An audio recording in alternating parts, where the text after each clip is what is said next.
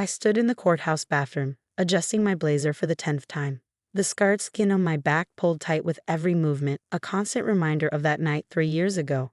My lawyer, Ms. Bennett, had warned me they'd both be there today. My mother and Marcus, my stepfather. The perfect couple, pillars of our small community, youth group leaders at First Baptist Church. If only their congregation could have heard my little sister's screams that night. The memory crashed over me like a wave. Sarah, only 11, cowering in the corner as Marcus towered over her, belt in hand because she'd forgotten to call him sir. I'd stepped between them, something I'd never dared to do before. "Don't touch her," I'd said, my voice shaking but determined. "She's just a kid." The next few moments played in slow motion in my nightmares. Marcus's face contorting with rage. My mother appearing in the doorway, her eyes cold and distant. "Julia needs another lesson in respect, doesn't she, dear?" she'd said, as if discussing the weather. I touched the back of my neck, feeling the raised scar tissue through my shirt. The metal rod from our fireplace set had still been decorated with our family name, Bennett. The irony wasn't lost on me that it now matched my lawyer's name. A soft knock interrupted my thoughts. "Julia?"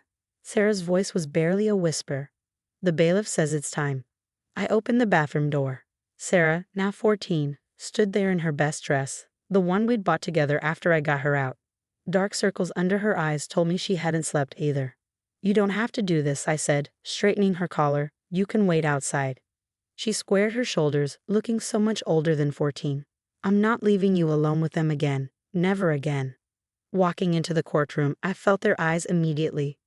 My mother dressed in her Sunday best, clutching her Bible like a shield.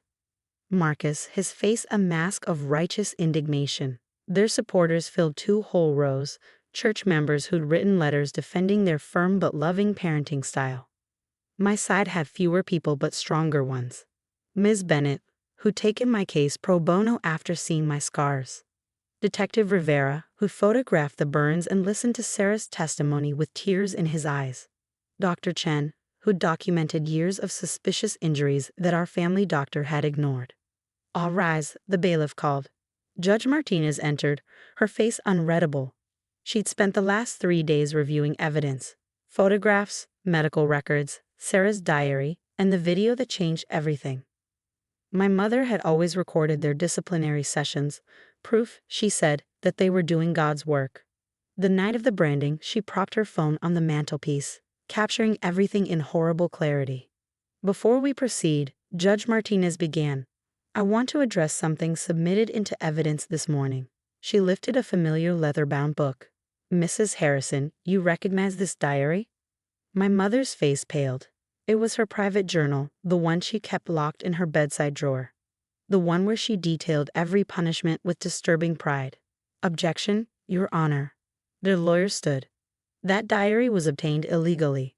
Overruled, Judge Martinez cut him off. "The diary was found during a legal search of the Harrison residence, authorized after Ms. Harrison's younger sister reported additional abuse." The courtroom fell silent as Judge Martinez read an entry. "Julia's defiance required stronger measures today." The Lord guided Marcus's hand as we pressed the brand to her flesh. Her screams were prayers of redemption. Someone in the church group gasped. I felt Sarah's hand slip into mine, squeezing tight. "Mrs. Harrison," the judge continued, "you wrote this the night you held down your 15-year-old daughter while your husband pressed a heated metal rod into her back. You wrote that her skin sizzled like Satan leaving her body." My mother's face hardened. We were saving her soul. By burning your family name into her flesh? She needed to remember who she belonged to, Marcus interrupted, his voice self-righteous. "Everything we did was out of love."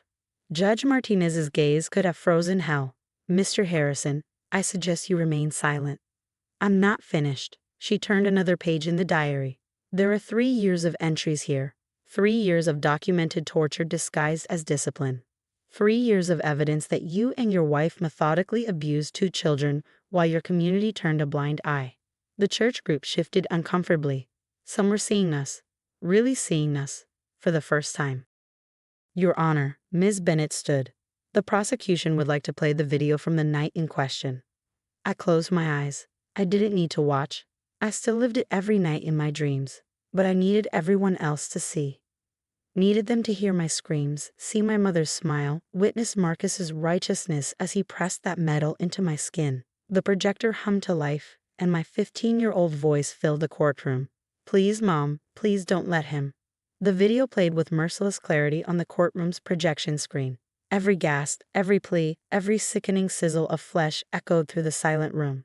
The camera angle showed everything: my mother's serene smile as she pinned my arms, Marcus's face twisted in righteous satisfaction, and Sarah's small form huddled in the corner, hands pressed over her ears. "Turn it up," Judge Martinez ordered when Marcus's voice came through the speakers. "This is what happens when you challenge my authority in my Christian household." Several church members got up and left, unable to watch. Mrs. Peterson, who'd written a glowing character reference for my parents, vomited into her purse. The worst part wasn't the physical violence, it was the prayers they recited while doing it. My mother's voice, calm and measured: "Lord, we thank you for giving us the strength to correct our wayward daughter." When the video showed Marcus reheating the rod for a second burn, Judge Martinez raised her hand. "That's enough." Her voice shook slightly. "Bailiff, lights." The fluorescent lights flickered back on, revealing tears on several jurors' faces. One elderly man was openly sobbing. Detective Rivera took the stand next. "We found similar implements in the Harrison residence during our search," he testified, placing evidence bags on the table. "All with signs of use. All with different family-related phrases meant to be branded into skin." He held up each bag: "Property of father. God's faithful daughter. Obedient wife." These were meant for future use, he continued. Based on diary entries, they had plans for young Sarah's 13th birthday. Sarah stiffened beside me. That birthday would have been next month. My mother stood suddenly. "We are their parents. We have the right."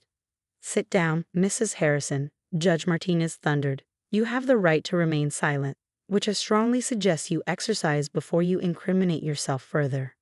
Marcus's lawyer, sweating now, attempted damage control. "Your Honor, while my client's methods may seem extreme to some, they were acting within their sincerely held religious beliefs." "Objection." Ms. Bennett's voice cracked like a whip. "Religious freedom does not extend to torture of minors." "Sustained," Judge Martinez ruled. "And counsel, I suggest you rethink your defense strategy. This court will not entertain religious justification for child abuse." The next hour brought a parade of medical experts. They showed x-rays of old fractures, photographs of belt marks, documentation of accidents that had been explained away. Dr. Chin's testimony was particularly damning. "The scarring on Julia's back will be permanent," he explained. "The tissue damage is extensive, and the psychological trauma." He paused, composing himself. "In 15 years of emergency medicine, I've never seen calculated cruelty of this magnitude." During a brief recess, Sarah tugged my sleeve. "Look," she whispered. Our former pastor was talking to my mother, his face ashen. She reached for his arm, but he recoiled, shaking his head. One by one, the church members who had come to support them moved to different seats, leaving my parents isolated. When court resumed, Ms. Bennett called me to the stand. I walked past my parents, feeling Marcus's glare burning into my back, fitting, given the circumstances. "Julia," Ms. Bennett said gently, "can you tell the court what happened after the night of the branding?" I took a deep breath. I couldn't go to school for weeks. The wounds got infected. My mother said it was God's way of drawing out my demons. My voice strengthened, but she made a mistake. She sent me to school too soon, before the bandages could be removed. My gym teacher saw them during class. And what happened then? She called CPS. But my parents were respected in the community. They convinced everyone I was troubled, making up stories. I looked directly at my mother. Until Sarah got sick. The courtroom tensed. This was the turning point, the detail that had finally cracked their perfect facade. "They wouldn't take her to the hospital," I continued. "Said prayer would heal her appendicitis. I waited until they were at church, took their spare car keys, and drove her to the emergency room. She was minutes from rupturing." "You were 16, Ms. Bennett clarified. "No license, no permission. You risked everything to save your sister." "They would have let her die," I said, my voice breaking for the first time. "Just like they would have killed me eventually, all in the name of discipline." I looked at the jury, at the church members who had enabled my parents for years. "The brand on my back says honor thy father, but real honor, real faith, isn't about power or pain. It's about love. and there was never any love in that house, just control disguised as righteousness. Marcus stood up, his chair clattering backward. You ungrateful. Mr. Harrison. Judge Martinez's gavel crashed down. One more outburst and you'll be removed from this courtroom. Though given the evidence we've seen, that may be the least of your concerns. The judge's eyes met mine, and I saw something there, not pity, but understanding. She'd seen through their godly masquerade to the monsters beneath. Court will recess for 1 hour, she announced. When we return, I'll announce my verdict. As the bailiff led my parents out, my mother turned to look at me one last time. The mask of maternal concern had finally cracked, revealing the coldness that had always lived behind her eyes. I didn't look away. I wasn't their victim anymore. The scars on my back weren't marks of shame. They were evidence of survival. When court resumed, the tension was palpable. My parents sat ramrod straight, still clinging to their righteousness, but the emptiness of the benches behind them told a different story. Their supporters had fled, leaving only their lawyer, who looked like he wanted to do the same. Judge Martinez didn't waste time with preliminaries. In my 20 years on the bench, she began, I have seen many cases of child abuse. I have seen parents who hurt their children out of anger, addiction, or mental illness. But what I've witnessed in this courtroom is something altogether different. Systematic, calculated torture justified through a perversion of faith. She lifted my mother's diary. This document details 3 years of premeditated abuse. Mrs. Harrison, you wrote about selecting implements, planning sessions, choosing which parts of your children's bodies would best hide the marks. You documented your daughter's pain with what I can only describe as satisfaction. My mother's face remained stone-like, but her hands trembled. Mr. Harrison, the judge continued, you branded a 15-year-old girl like cattle. You marked her body permanently to assert your ownership. This court rejects any notion that such actions fall under parental rights or religious freedom. The judge paused, removing her glasses. Julia Harrison, please stand. I rose on shaking legs, Sarah's hand still clutched in mine.